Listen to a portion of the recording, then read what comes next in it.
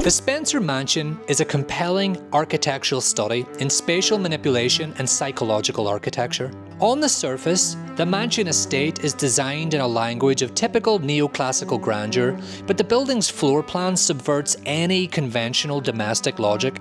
As you enter, you are in awe of the main hall, dimly lit, hauntingly beautiful. But as you explore, you begin to notice that you are supposed to die in this mansion, not live in it. The game has monsters, zombie monsters to be more precise. However, what if I told you that the zombie monsters are not what make this game scary? What if I told you that the most menacing aspect of this game is its architecture? Horror games, like horror films, weaponize architecture and space.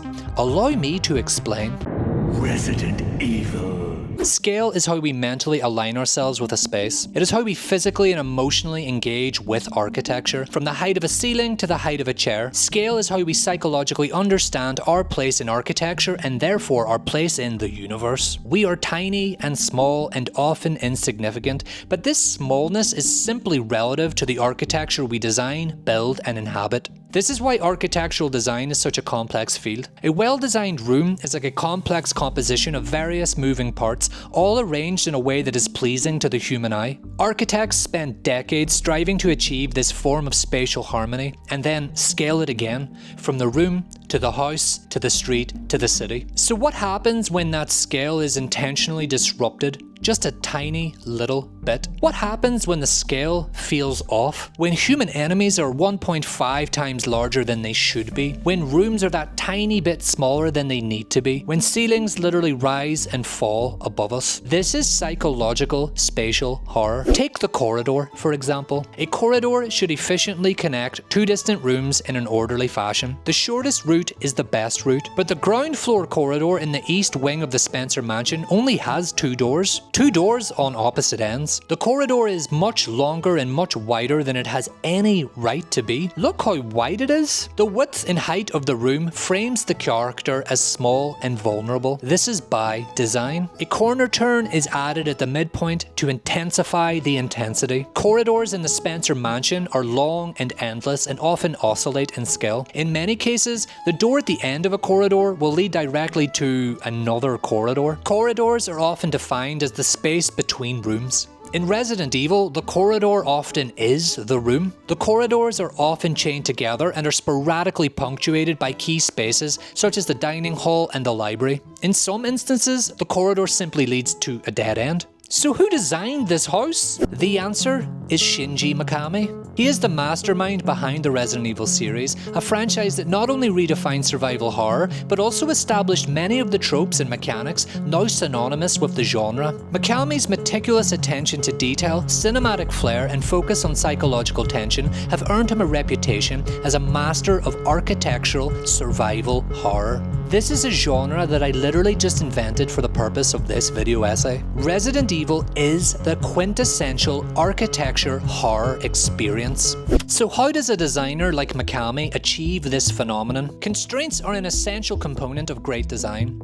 And Resident Evil is great design. Resident Evil has monsters, of course it does, but the real monster of Resident Evil is the monster that you manifest within your own mind. The monster that you think is around the corner, but never really is. And all of this horror magic is simply a byproduct of technical limitation. Highly detailed game levels, such as those featured in Resident Evil, required loading. Resident Evil is one giant level broken into multiple mini-levels. These mini-levels are rooms, and each room is, you guessed it, spatially defined by four walls, a ceiling, a floor, and a door. The developers would hide these load screens by preloading an animation of said door. The door animation worked, but instead of masking the load scene as intended and offering the player respite as they moved from room to room, the door became an ominous arbiter of dread and fear, and this is because each and every door was uniquely different. The door is significant in horror, not just in how it is commonly used to compositionally block and frame antagonists within a scene or level, but how it is used to elicit feelings of ambiguity, uncertainty, and dread.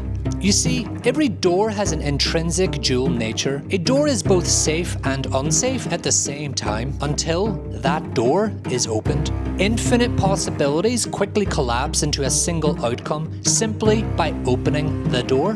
The anticipation of opening a door and confronting the unknown beyond the threshold is architectural horror at its most potent. Mikami has often said that he always wanted Resident Evil to feel like a playable horror movie, but rendering an entire 3D environment with a movable camera would have been too technically demanding on the console in 1996. Mikami and the team decided to reallocate resources to animations and character models instead, and rendered the environments entirely in 2D with fixed cameras. This meant the rooms themselves could appear hyper-detailed as they were now constructed entirely out of high-quality 2D images arranged in 3D space. The rooms were an illusion, a beautiful pre-rendered illusion. However, there was one key trade-off. The camera could not move. And this is where Resident Evil distinguished itself from its contemporaries and enabled it to develop a unique visual language. Make no mistake, the framing and the composition of these shots are highly cinematic, but the horror is not necessarily what sits within the frame. The horror is what might be hiding beyond it. The real horror is in the space between the shots. The game exists as a nightmare sequence of atmospheric, dread-filled vignettes where every aspect of every room is cut, sliced and stitched together to communicate the extent of any given space while simultaneously disrupting the player's understanding of that space. Every editing principle you can imagine is abandoned here to disrupt the rhythm of exploration in your own head. 180-degree rule? Forget it. Temporal continuity? Absolutely not. Shot, reverse shot? Nope. Reaction shot?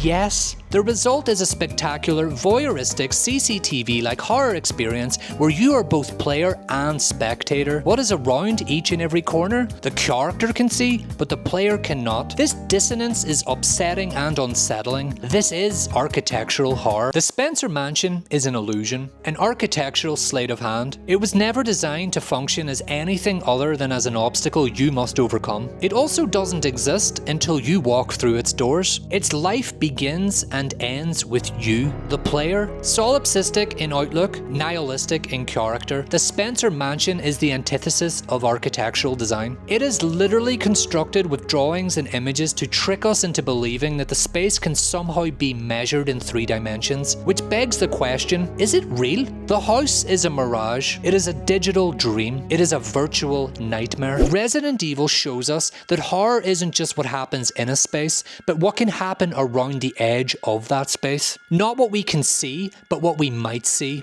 The space that lives in the mind's eye, the monster in the closet. We know that it's not really there. The thought that it could be is what keeps us awake at night. Resident Evil begins with a disclaimer. Enter the survival horror. My favourite moment in Resident Evil is entirely missable, and it speaks to the genius of Mikami as a designer. When you arrive in the main hall, your mission is clear. Escape. But players who tried to leave the mansion through the door in which they arrived are instantly punished. Mikami is teaching us a lesson. There is no going back. There is only going forward. Confront the horror. Embrace the fear. Accept the challenge. There is no shortcut. There is no easy way out.